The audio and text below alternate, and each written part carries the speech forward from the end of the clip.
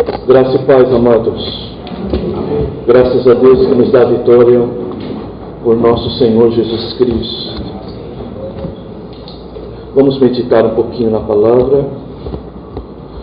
Antes, quero apenas declarar a minha gratidão a Deus, não é?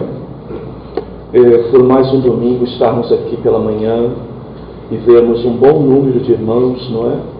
Fiquei surpreso de nós termos 49 alunos hoje. Faltou um para o nosso objetivo, que é 50, não é?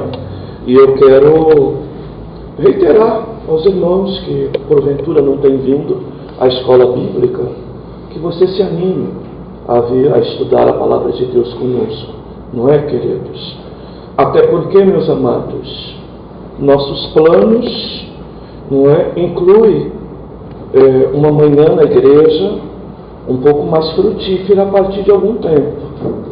Era bom os irmãos que não têm o hábito de estar na igreja de manhã que criem esse hábito, tá? Porque é desejo do pastor de nós centralizarmos o culto de domingo apenas nas manhãs, tá? Isso não é para esse ano ainda, tá? Não é para este ano, é para ano que vem. Mas esse é o nosso desejo, de nós virmos cedo, tipo 8 horas, oração matutina, 9 horas, escola bíblica, 11 horas o culto, 12:30 vamos embora, tá bom, queridos? E podemos tirar a tarde, para dar aquela cochilada depois do almoço, não é? À noite, podemos fazer um culto doméstico, se for o caso, sairmos com a família, se for o caso, que é muito justo, tá bom, queridos? E dormir mais cedo para enfrentar a segunda-feira, tá? Esse é o meu desejo. Eu já falei isso para os irmãos há algum tempo, estou voltando a esse assunto, falei hoje de manhã na reunião com os professores. Então, todo o esforço que nós temos feito de estar mais aqui de manhã, e também incentivar, dando números, inclusive, de alunos na escola dominical, lá no grupo, é para fortalecer esta ideia, tá, irmãos? A igreja reformada, na sua construção, domingo, ela realmente dedicava as primeiras horas para Deus, que é o conceito de primícias. Domingo, primeiro dia da semana, as primeiras horas, as primícias do dia do primeiro dia, tá, queridos? Então, esse é o nosso objetivo, tá bom, amados? Nós sabemos que mudar um hábito não é fácil, tá bom? Mas nós podemos ir preparando os irmãos, conscientizando os irmãos, tá bom, queridos? Para que nós possamos ir nesta direção, tá, amados? Ir nesta direção, tá bom? Então, eu sou grato a Deus por muitos irmãos estarem apaixonados pela escola bíblica dominical. Isso é maravilhoso, queridos, que a igreja possa realmente abraçar essa ideia e que a gente possa prosseguir nessa ideia. Me preocupa, irmãos, ainda, apesar que acho que hoje menos, mas o quanto nós viemos às vezes para domingo à noite, nós até que viemos recentemente de outras igrejas, apenas para celebrar, né? Apenas para fazer festa. Isso nos preocupa, tá, irmãos? Nós estamos vivendo um evangelho que pouco ensina e nós precisamos voltar ao ensino bíblico, tá, queridos? Precisamos voltar. E a melhor hora para nós aprendermos, irmãos, é de manhã. Eu já fiz faculdade à noite, fiz faculdade de manhã. Estudar de manhã é outra rentabilidade, é outro resultado, viu? É outra coisa. Então, no final do dia, às vezes o irmão não veio de manhã porque não tem o hábito, ou porque às vezes trabalha, isso pode acontecer, mas vem já para o culto à noite carregado de um bocado de coisa, tá? Já brigou no futebol, né? Já brigou no futebol, eu e Lenildo aqui, Santista e Corintiano. Eu e César lá, Santista e Palmeirense, não é? Já brigamos no futebol, não é? Já deu uma passadinha, viu o Faustão lá. Ai, ui. Não, né? De jeito nenhum. Graças a Deus os irmãos criaram consciência, muitos irmãos criaram consciência. E aí chega para a igreja e ainda sai do culto dizendo: que culto ruim. Comeu miséria o dia inteiro e depois ainda quer um culto, não é? Bom, quer dizer, que Deus nos guarde. Então, queridos, pensa nisso, reflete sobre isso, tá, queridos? Bem, não é para ficar com domingo à noite para pecar, tá, irmãos? Não é. Domingo livre à noite para pecar. Não é? Não é. Tá? É para comer pizza, sem pecar. Tá? Sem gula, tá, aleluia. Olha, irmã Eliane, seu marido aqui, viu? Já está pensando na pizza do domingo à noite. Mas que a gente possa fazer isso, irmãos, com ordem, com decência. Eu penso que a gente pode crescer nisso e adotarmos o que a igreja luterana adota, inclusive no Brasil, esse procedimento. Eu estive no Sul algumas vezes e o culto deles era só pela manhã, não é? Oração, escola bíblica e também o culto, tá? Tem algumas igrejas que fazem até culto de manhã, mas repetem à noite, não é? Bem, se nós repetirmos o culto à noite, será um culto onde a gente vai dar um espaço para os obreiros locais, não é? E a gente que às vezes depende de condução, vem um pouquinho de mais longe, a gente não tenha essa preocupação, pelo menos fazendo uma transição um pouquinho melhor, tá? Então vamos lá, a palavra, queridos, pedindo graça a Deus. O pastor está velhinho, nós voltamos para casa 3h30 hoje, não é? Tivemos reunião, almoçamos por aqui e pesa um pouquinho, mas vamos lá. Salmo de número 32. Que Deus nos dê graça.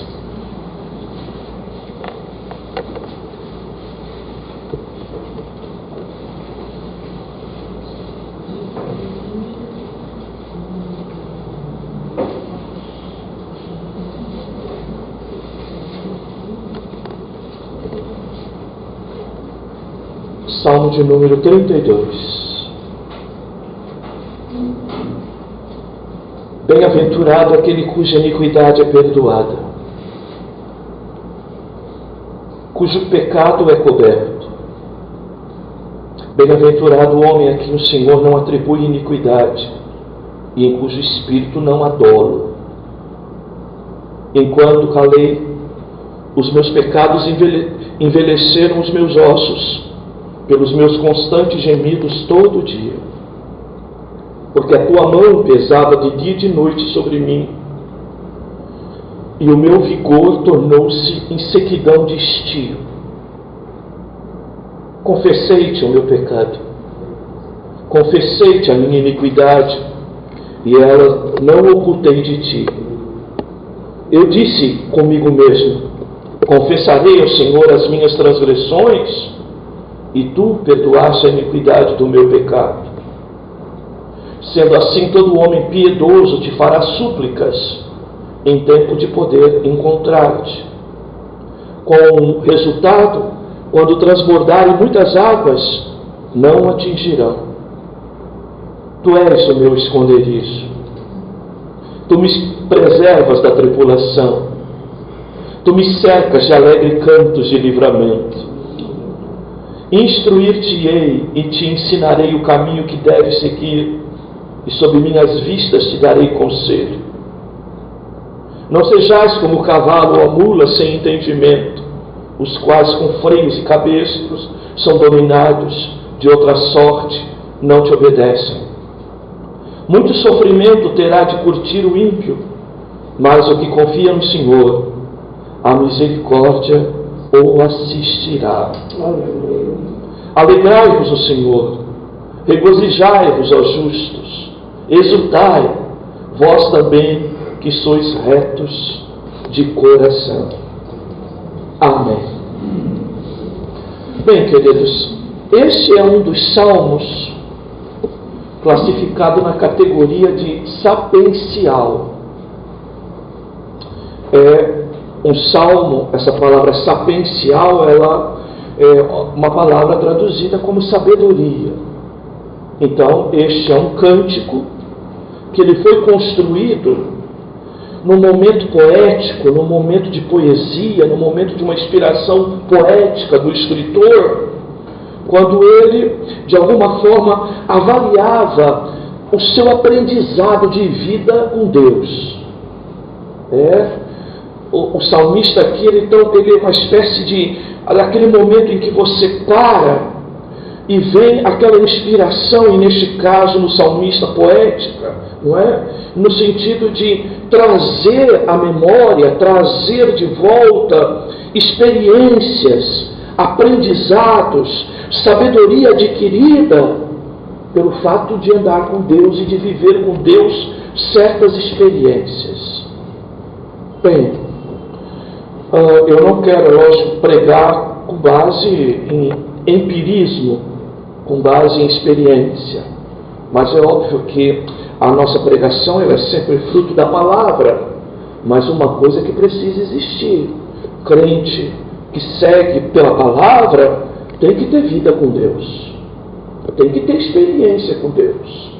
Nossa experiência não pode ser desassociada da palavra, mas nós precisamos ter experiências com Deus, e essas experiências com Deus, elas amadurecem o nosso aprendizado. E é disso que o salmista está falando. E eu quero falar essa noite então de em busca do perdão. Em busca do perdão. Observe o verso 6. Eu quero o verso 6, isso, como o coração desse salmo. Sendo assim, todo homem piedoso te fará súplicas em tempo de poder encontrar-te. Com efeito, quando transbordarem muitas águas, não o atingirão. Que súplica é essa? Texto no contexto, é a busca do perdão. Tá? É a oração de perdão. É a súplica pelo perdão. É disso que o salmista está dizendo. No verso 6, então, ele diz mais ou menos assim, aquele que teme a Deus, não é? Que é o piedoso, se preocupa com Deus, ele fará súplica, ele insistirá com Deus, em tempo de poder encontrar o quê? Encontrar o perdão de Deus. E quando ele diz assim, ainda que transborde muitas águas sobre essa vida, estas águas não impedirão de suplicar e alcançar o perdão de Deus.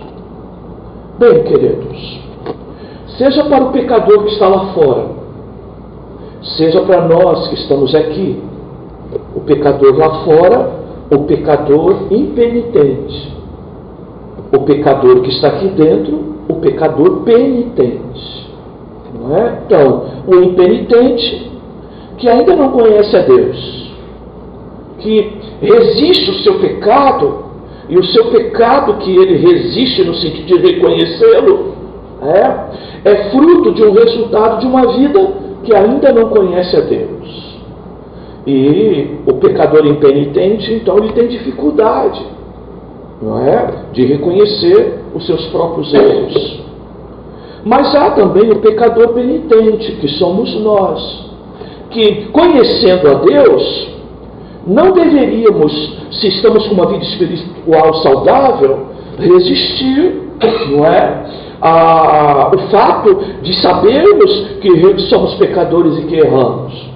Mas às vezes, o pecado pode nos levar a um endurecimento tal que nós, mesmo conhecendo a Deus, temos dificuldade de reconhecer o nosso pecado.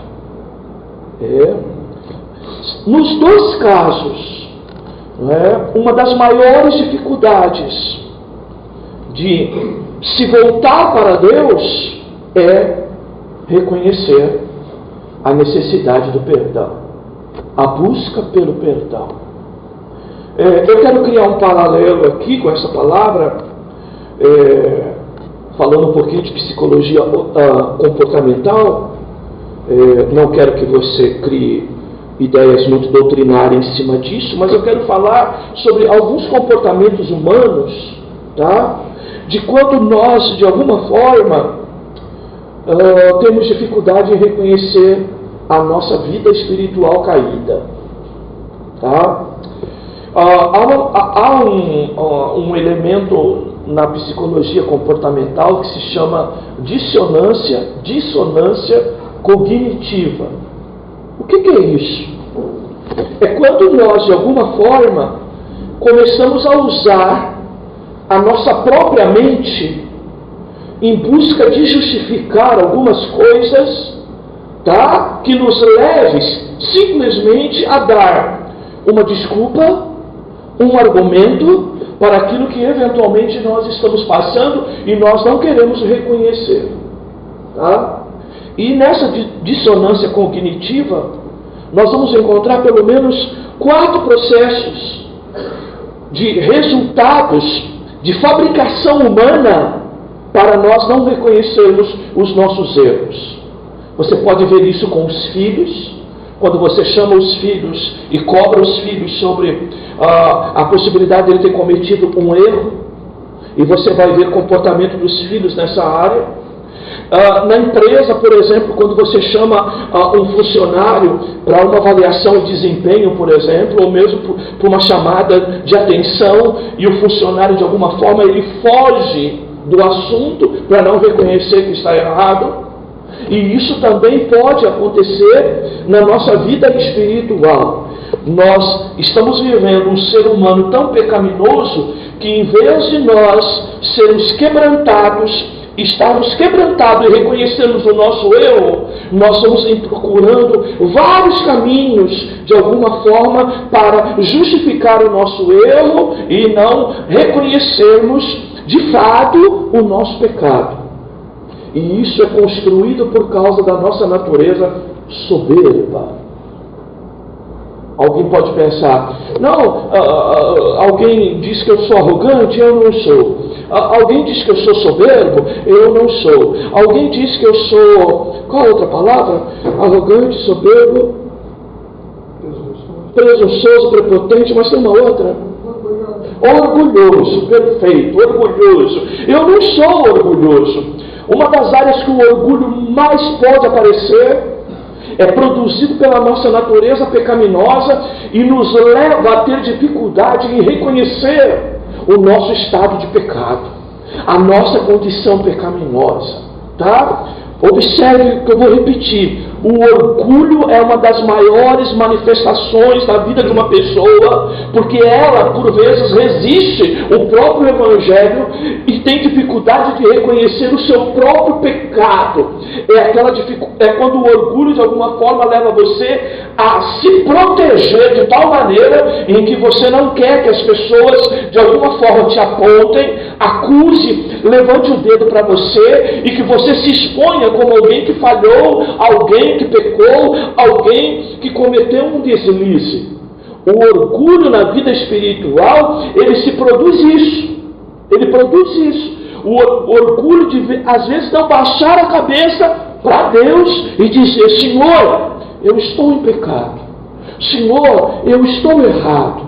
Senhor, esse meu coração, essa minha natureza humana caída, por vezes, Senhor, ela te desagrada. Eu reconheço isso.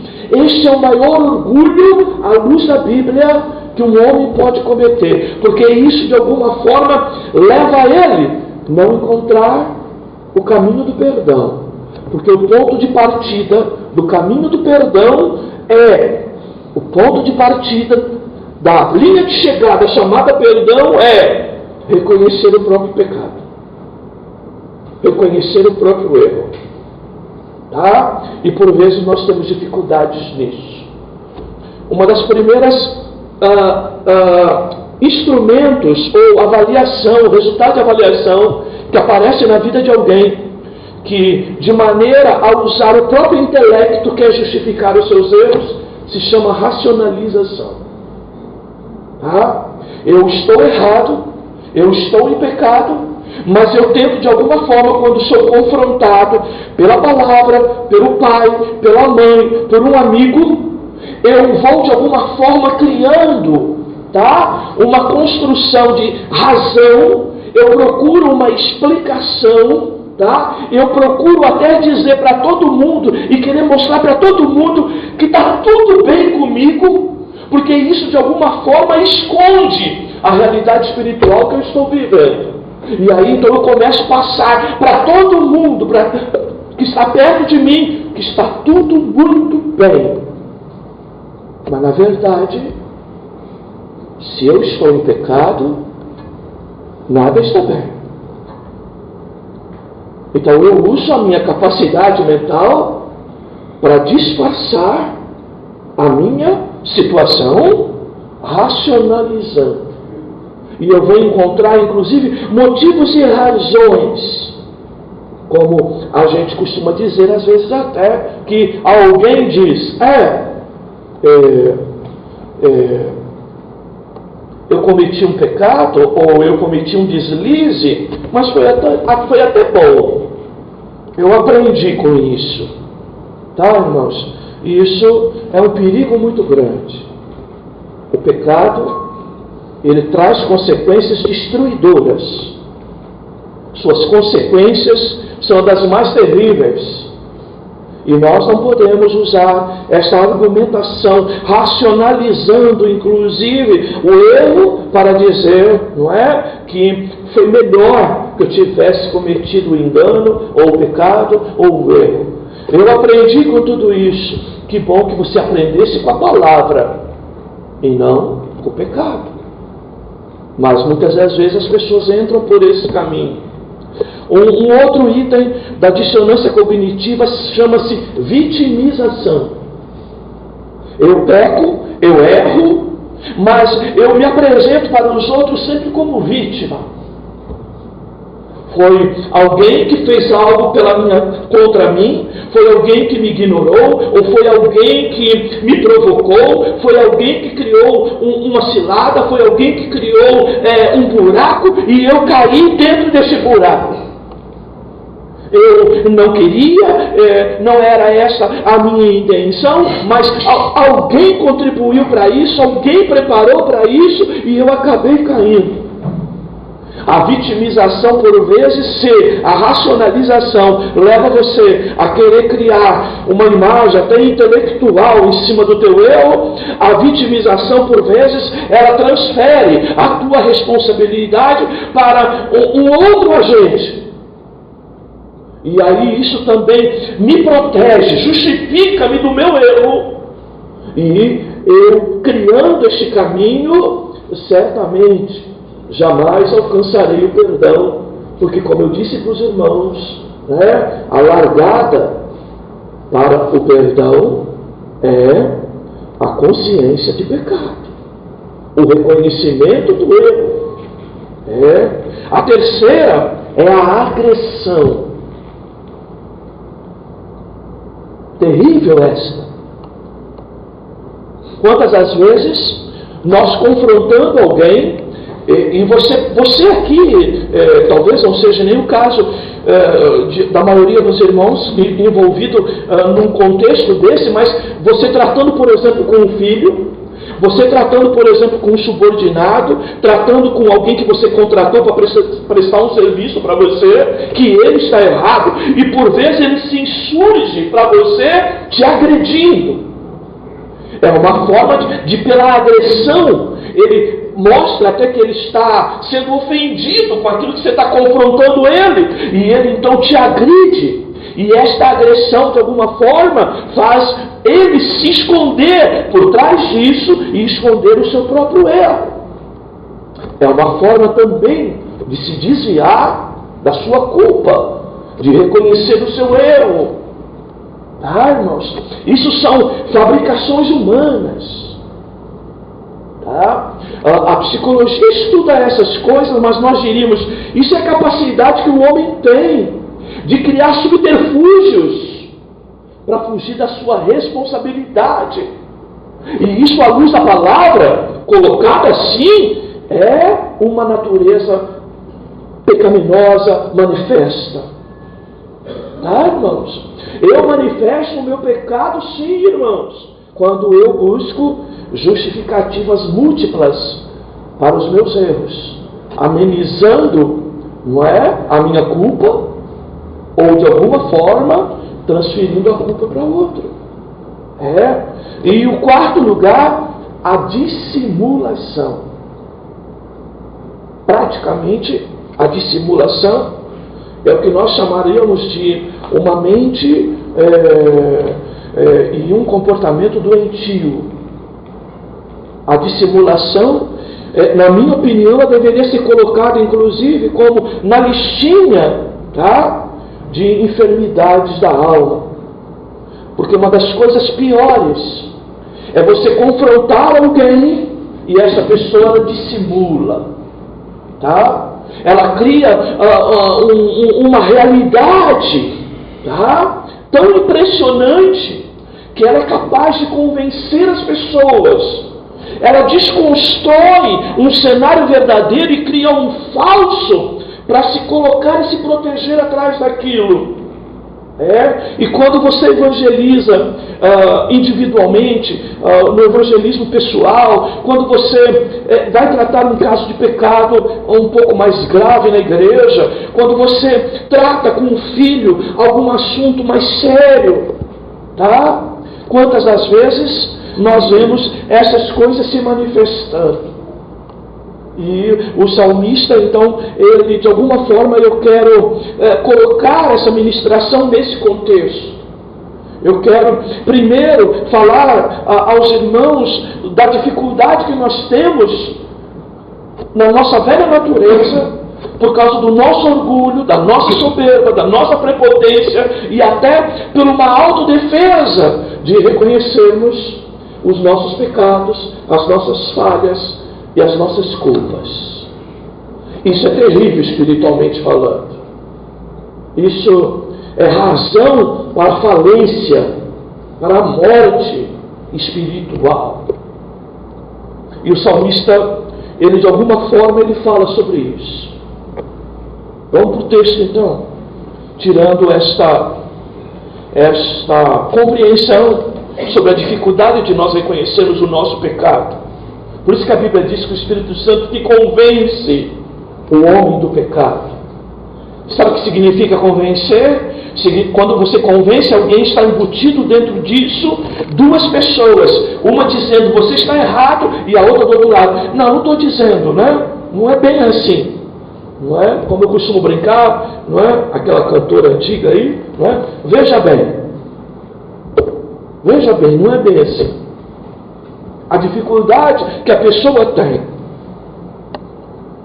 e a nossa natureza pecaminosa, o nosso orgulho produz isso. Vamos para o texto. Bem-aventurado aquele cuja iniquidade é perdoada. Essa palavra bem-aventurado significa dizer felicidade. Olha só, irmãos, à luz da Bíblia, qual é a felicidade de um crente? É quando o seu pecado é perdoado. Quem que é feliz no sentido bíblico espiritual? É aquele que é perdoado por Deus.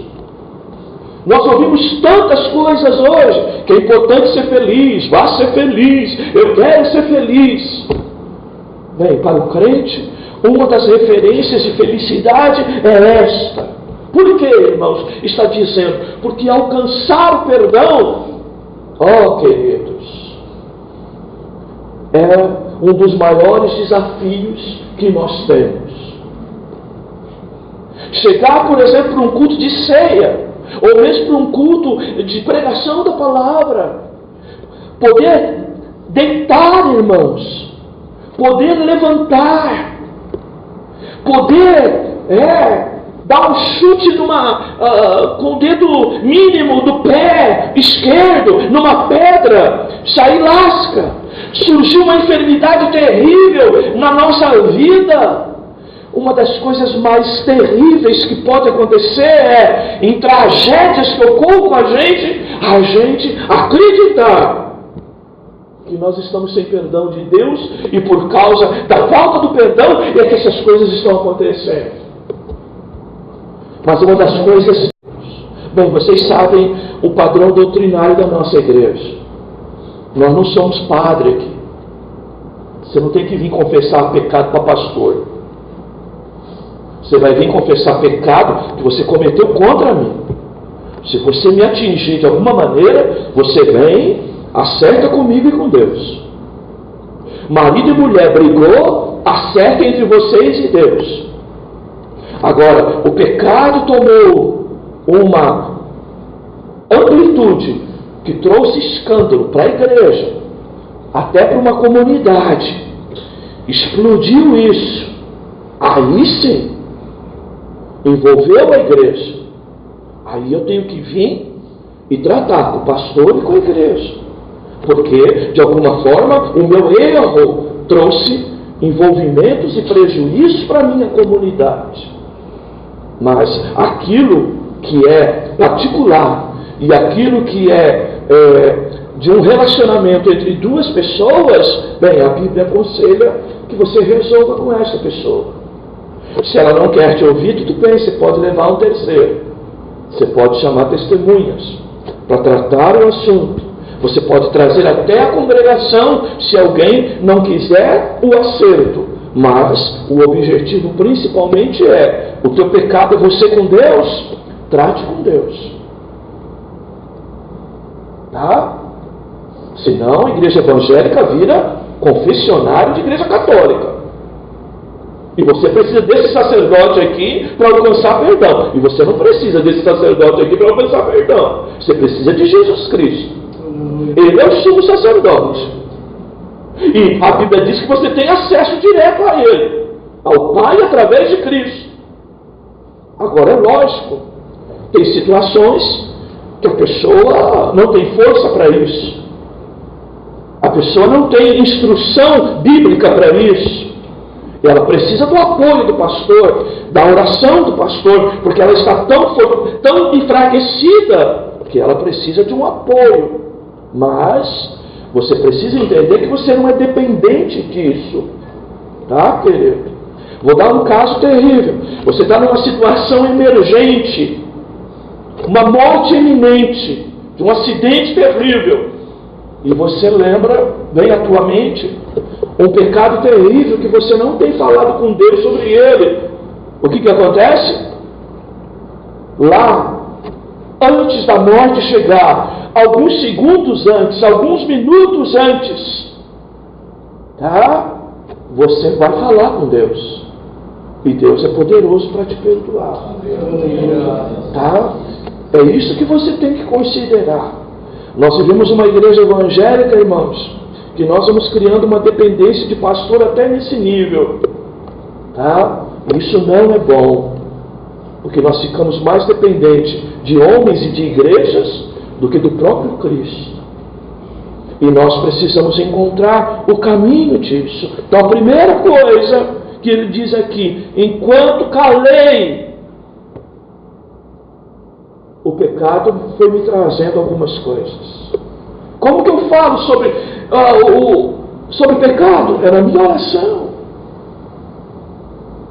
Uma das principais razões, irmãos, da oração é falar sobre pecado. Desculpe, irmãos, é que nós praticamente estamos vivendo um evangelho quase 30 anos nesse país, em que oração é apenas busca por milagre, por porta de emprego, para ficar rico, para arrumar namorado, para arrumar marido, para arrumar esposa. Mas uma das principais razões do porquê Cristo abriu a porta, Cristo fez o véu do templo se rasgar e nos levar acesso a Deus, é a busca do perdão.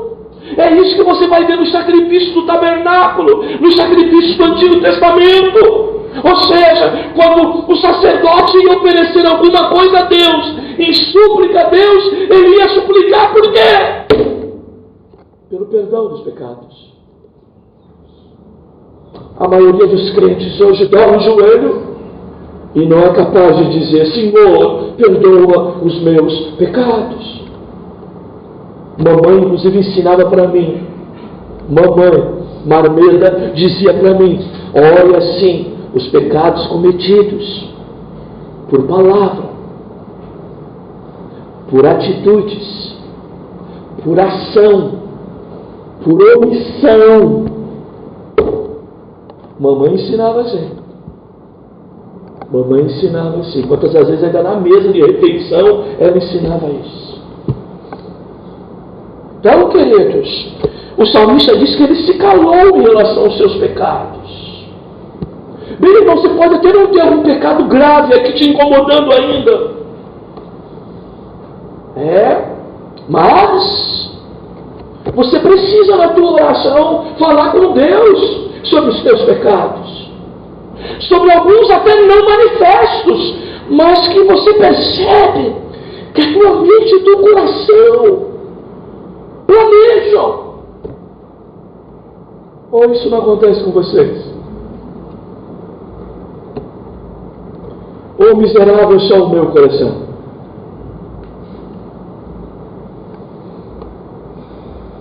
Alguém capaz até de dizer assim: eu não estou preparado ainda para cometer esse pecado, mas eu estou me preparando.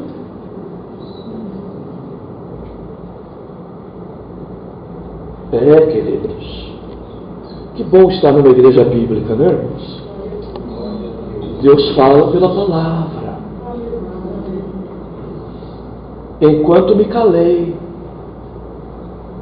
Irmãos, não cala a tua boca. Que a tua oração esteja essas preocupações. Tem um pastor amigo nosso que está sempre aqui, não é? Ele, por vezes, quando eu vejo ele muito caladinho, eu mando um recadinho para ele. Aí ele fala: pastor, estou aqui nas minhas guerras interiores, essa minha natureza humana terrível, querendo me levar muitas das vezes a caminhos pecaminosos, que como eu sou miserável. Às vezes eu ouço isso dele e eu falo: que coisa linda quando um crente de verdade reconhece isso. Eu falo do pastor Júnior, não é? E quanto o que é uma boa teologia, né? Meu irmão, a tua oração tem incluído coisas como essa? Incluído, por exemplo: Senhor, não me deixa cair em pecado. Vocês já ouviram quantas as vezes aqui eu digo na pregação da palavra que eu conto com a oração da igreja, principalmente para que eu não venha cair em pecado. Que Deus me preserve, que Deus me guarde. Porque hoje, não precisa nem fazer isso. Está tão fácil. Não é? E algumas coisas ficaram tão baratas hoje em dia. Tão baratinhas. Eu sou de uma época que tinha coisa que custava caro. Mas hoje ficou tão baratinho algumas coisas. Enquanto calei os meus pecados, olha o que aconteceu, que o salmista percebeu: envelheceram os meus ossos pelos meus constantes gemidos todo dia. Assim como a psicologia fala de doenças psicomatizadas, não é? Aqui nós temos doenças pneumosomatizadas, né? Soma, corpo, pneuma, espírito. É quando a dificuldade em eu falar com Deus sobre os pecados vai produzindo algumas coisas. Aqui não precisa ser eu envelheci, não, aceleradamente, não aceleradamente, mas aqui significa dizer em que o pecado ele é capaz de me tirar energia, de me sufocar, de produzir desânimo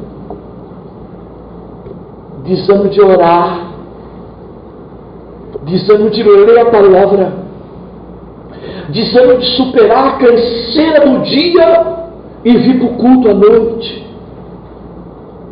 Tá? Algumas coisas desse tipo. Tá, queridos? E o salmista está dizendo isso. que havia inclusive durante o dia gemidos na vida dele. Sabe o que significa isso, irmãos? É quando servir a Deus e caminhar em direção a Deus, você faz isso com tanta dificuldade, como se você estivesse gemendo.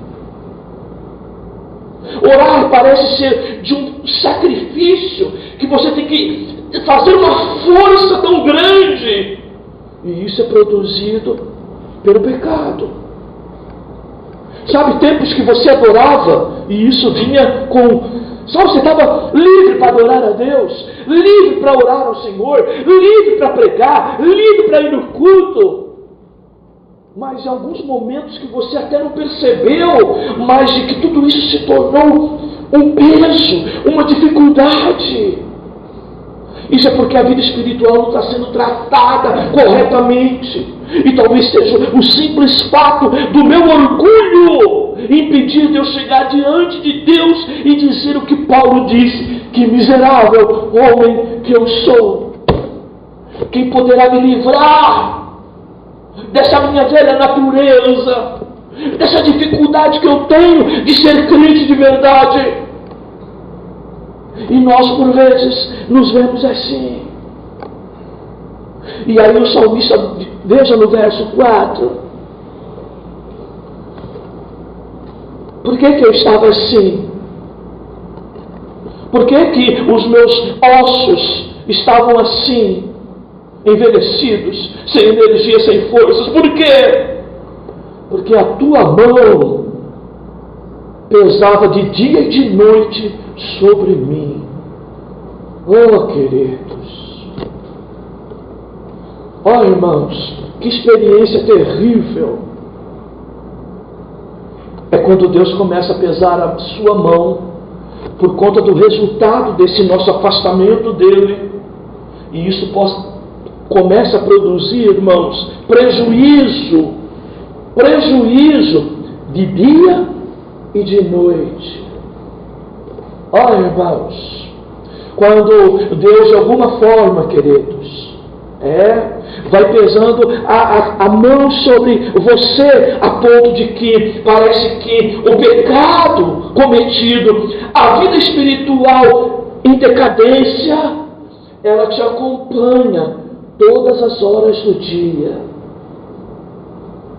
E você percebe literalmente que é a mão de Deus pesando sobre você. Oh, queridos, ele diz que o meu vigor, a minha energia se tornou em sequidão de estio. Flávio José, em seu comentário, inclusive, ele diz que o salmista ele se coloca como alguém que estava num grande deserto, sem água, caminhando, e que aquela força do sol, a força do calor, aquele clima pesado, produzia nele, a cada dia, a cada momento que ele caminhava, parece que ia roubando as suas forças, como um corredor que sai para uma longa caminhada, para uma longa corrida, e chega no meio do caminho, começa a faltar ar, começa a faltar energia. Meu irmão, como que está a tua vida espiritual?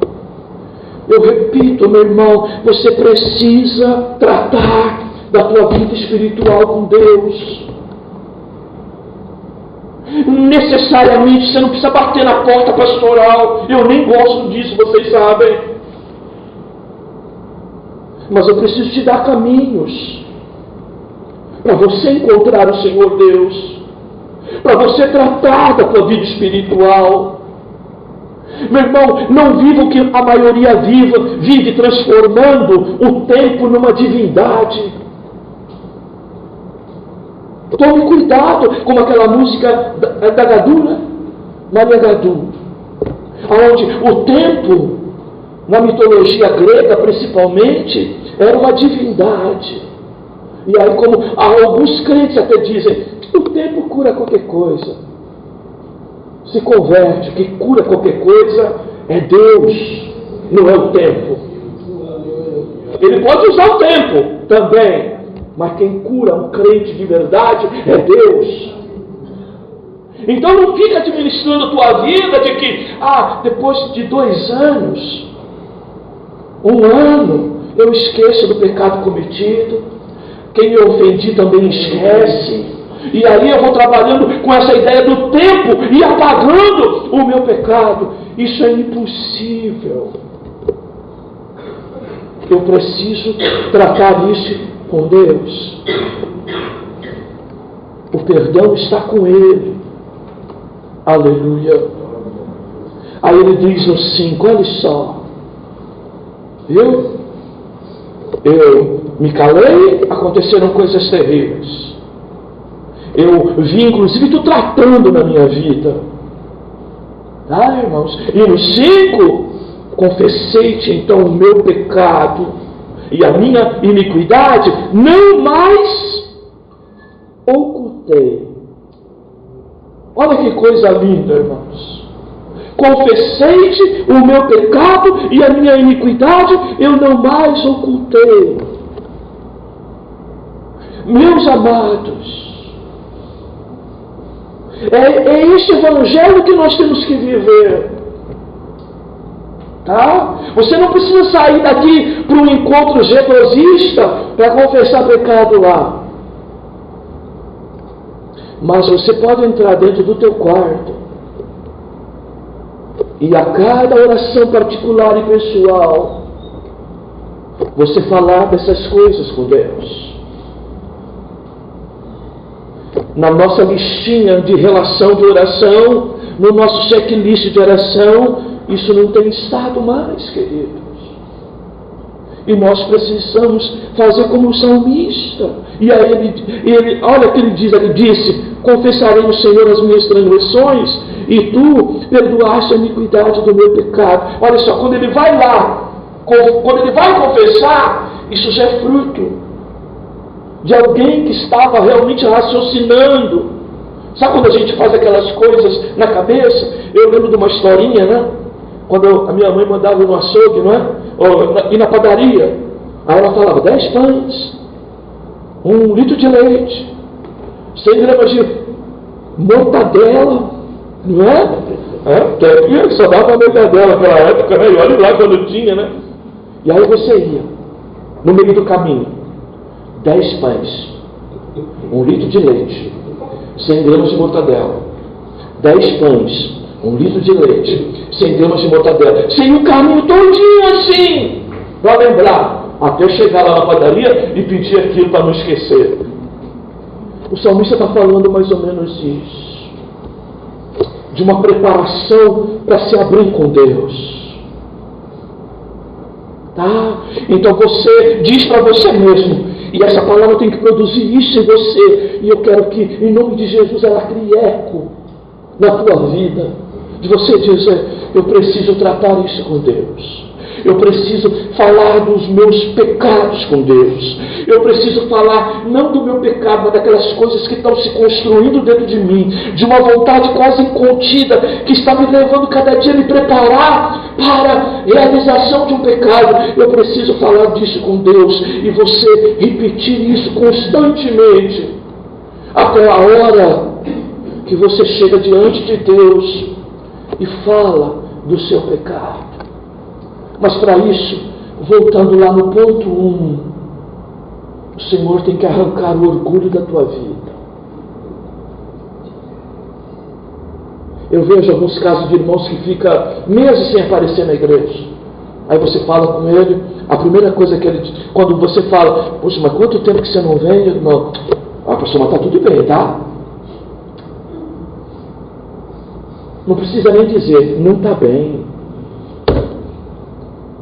Não precisa nem dizer. É lógico que não está bem. Mas já vem com racionalização. Não, o senhor não se preocupe comigo. Está tudo bem. Não está bem. Não está bem. Não pode estar bem. Exceto se você é super crente. Eu não fico bem quando não venho no culto.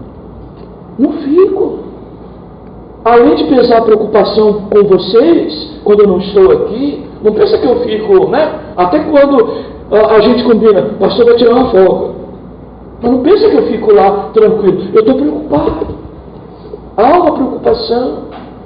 Mas há também, irmãos, uma saudade de Sião. Uma saudade da casa de Deus. Uma saudade dos irmãos. Uma saudade de um abraço, de uma paz do Senhor. Sabe? Uma saudade de um abraço mais longo, como Dona Ivanildo, tantas as vezes, quando a gente algum tempo não se vê, não é? Aquela saudade de irmão mesmo, aquela alegria de estar junto, não é, queridos? Bem, meus amados, essas coisas, que Deus dê graça ao meu irmão, para a gente encerrar, que eu vou correr um pouquinho aqui. Aí ele diz no verso 6, olha lá, sendo assim todo homem piedoso te fará súplicas em tempo de poder encontrar-te.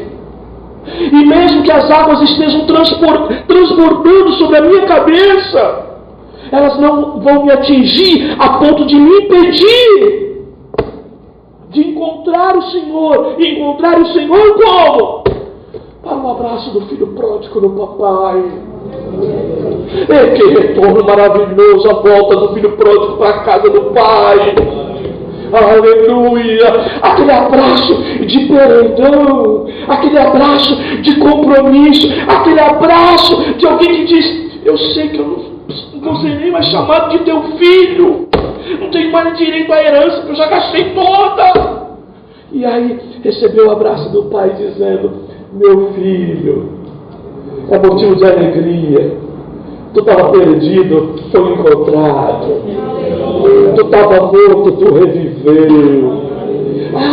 Esse abraço do perdão de Deus, amados, que nós como igreja temos que receber de Deus todos os dias da nossa vida. Mesmo vindo ao culto ou não vindo ao culto, mas que a nossa vida diária seja em busca disso. Que quando passar na nossa cabeça a possibilidade de existir alguma coisa atrapalhando a minha comunhão com Deus, eu ser incomodado de falar com Deus sobre isso, porque o perdão está com Ele é perdoador, e eu tratar disso com Ele. Aleluia! Tu és o meu esconderijo. Olha só, olha que ele começa a viver depois que ele é alcançado pelo perdão de Deus. Olha que coisa linda já. Tu és o meu esconderijo. Ele está dizendo: eu estou perdoado, eu estou protegido. Olha só, queridos. Por quê? Porque tu és o meu esconderijo. Estou vivendo uma grande tribulação, está difícil a luta, mas se eu estou perdoado, tenho convicção de perdão, eu sei que o Senhor vai me preservar nessa grande luta e nessa tribulação. O perdão de Deus te dá convicção, te dá fé, te dá segurança. Aleluia! Aleluia! E aí, tu me cerca de alegres cantos de livramento. Olha que coisa linda! Eu estou perdoado! Então a luta está batendo, não é? Tem gente me perseguindo, mas eu estou cantando. Livre estou! Livre estou! Pela graça de Jesus, livre estou!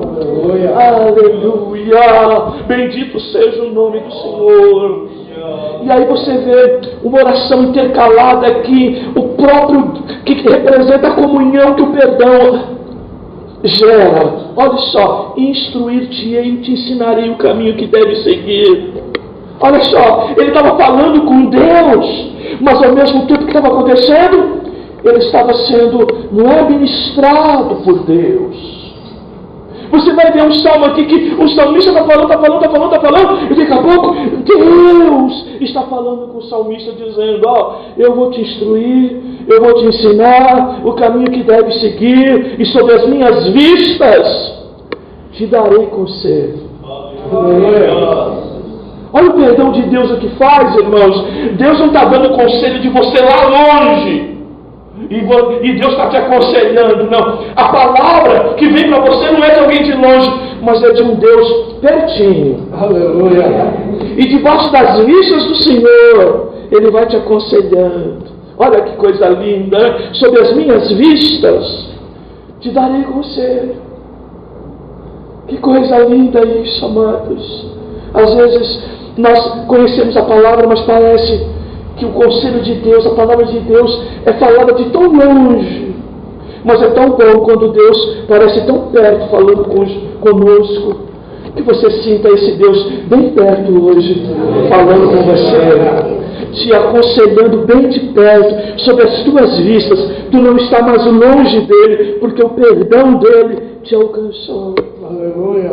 Aí ele continua dizendo, não seja como o cavalo ou a mula sem entendimento, os quais precisam de freio e cabrestos para serem dominados, e de outra sorte não te obedecem.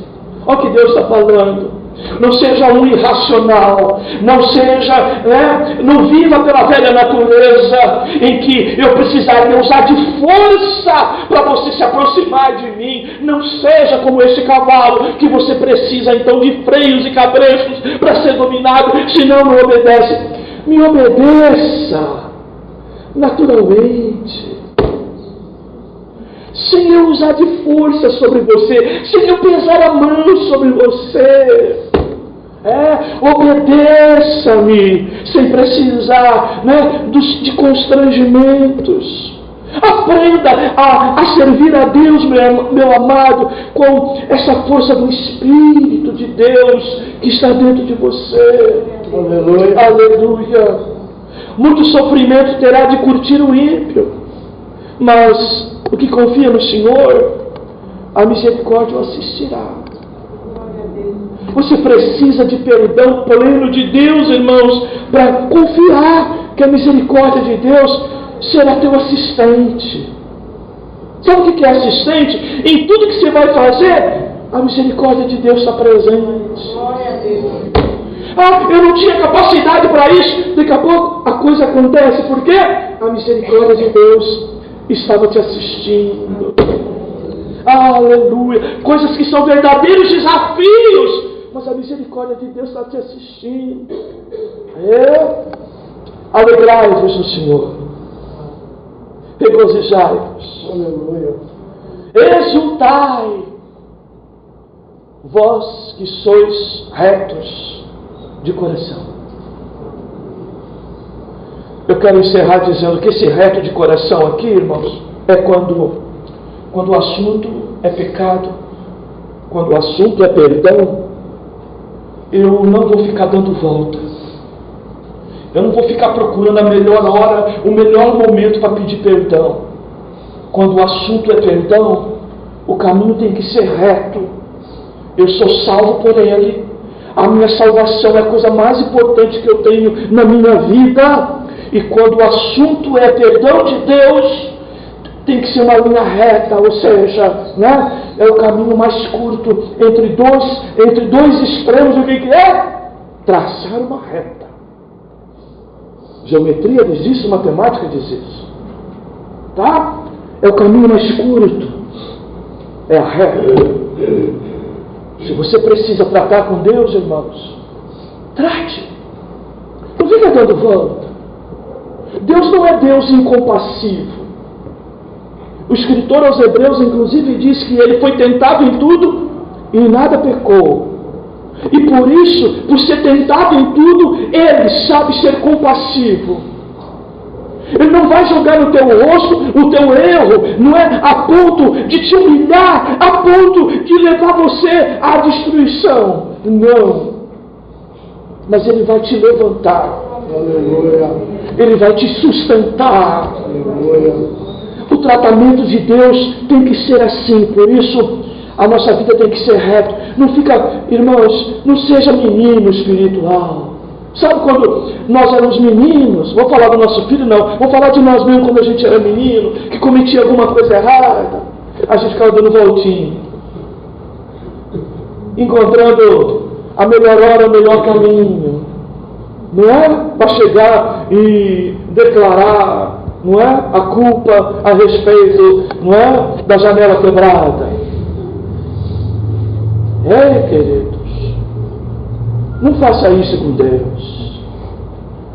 O perdão é tão importante para o crente, irmãos, porque ele te dá convicção, principalmente nas horas ruins, de que não é o peso de uma consequência terrível de Deus, mas o perdão é tão importante que ele te dá paz.